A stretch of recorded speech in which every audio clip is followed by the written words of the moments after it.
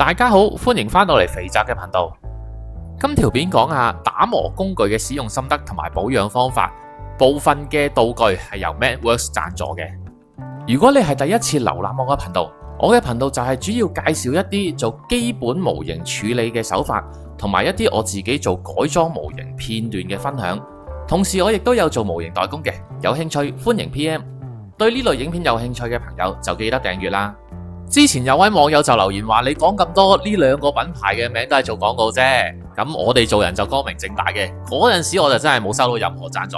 但係之後就收到 MathWorks 嘅聯絡，贊助咗我部分嘅工具。咁多謝呢位網友嘅祝福啦吓，而家就真係有啦。咁先講一下呢個砂紙嘅應用啦，其實佢都幾算係呢個品牌嘅 signature 產品嚟噶啦。有唔同號數嘅砂紙可以按住唔同嘅需要自行選擇。呢隻砂紙佢自己咧就有個自黏嘅貼紙喺底嘅，可以配合佢嘅磨研板貼咗上去之後，就可以直接咁樣攞嚟打磨我哋嘅模型件啦。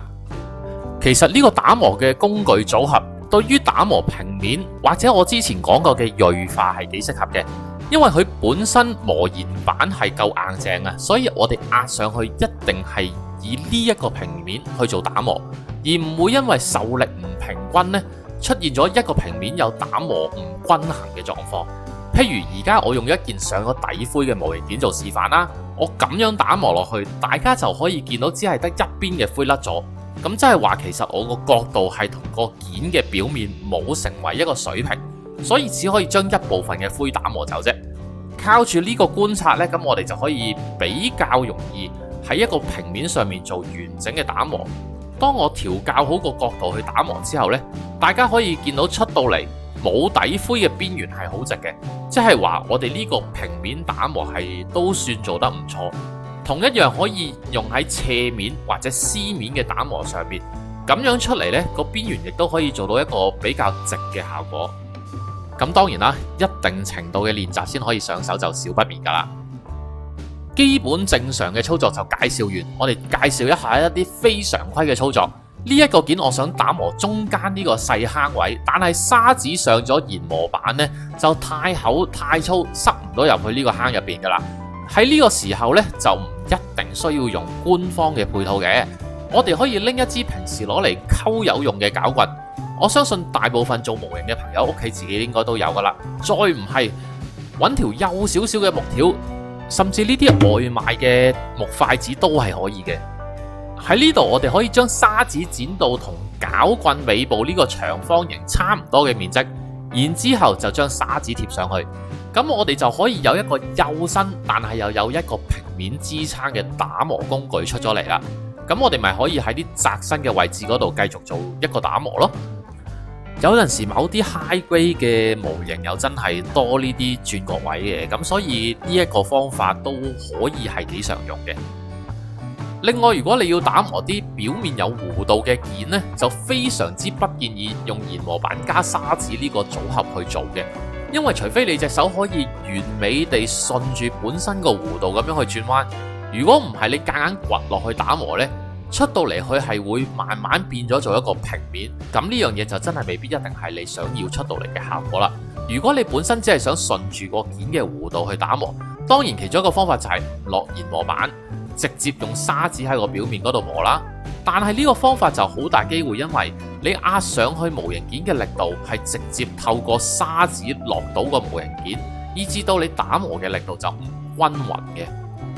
譬如而家影片入邊示範，我用兩隻手指壓落去打磨，咁呢兩個位呢就一定會係受力啲嘅。正如我之前嘅影片都有講過啦，打磨有弧度嘅表面，打磨面呢係比較可以令到受力平均地作用喺成個模型件嘅表面上面，因為中間嘅面會將你嘅力度分散開去。但係如果你淨係得砂紙喺手又冇打磨面喺身嘅話呢，唔緊要嘅。你就揾一嚿擦膠，然之後將個砂紙貼喺擦膠上面，因為擦膠佢其實本身有一個彈性喺度，好似影片示範咁樣，你壓落去一個有弧度嘅模型件上面啦，佢會一樣跟住原本嗰個弧度貼實個模型件嘅，而且擦膠本身亦都有個彈性，可以做到平均地分散你壓落模型件上面嘅力度。咁樣做一個打磨呢，就應該比較可以出到你需要嘅效果啦。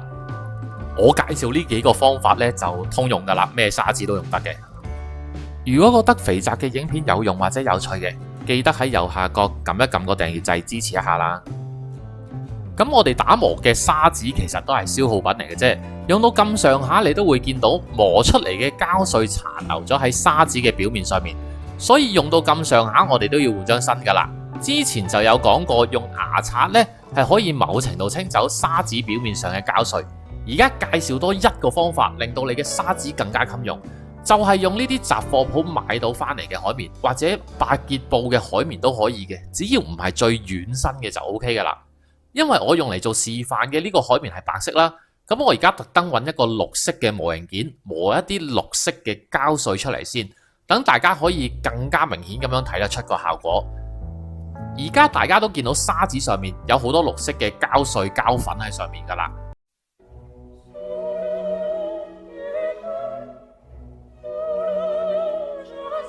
只要好似影片咁樣拖上去嚿海綿度就得啦。綠色嘅膠碎就咁就留咗喺海綿上面，拖3-4下，你張沙子又可以用好耐噶啦。除咗沙子，打磨面一樣得。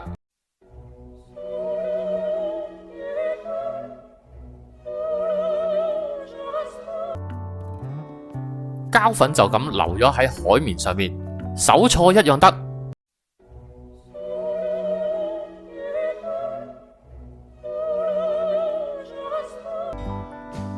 膠粉又留咗喺海綿上面，打磨條一樣得。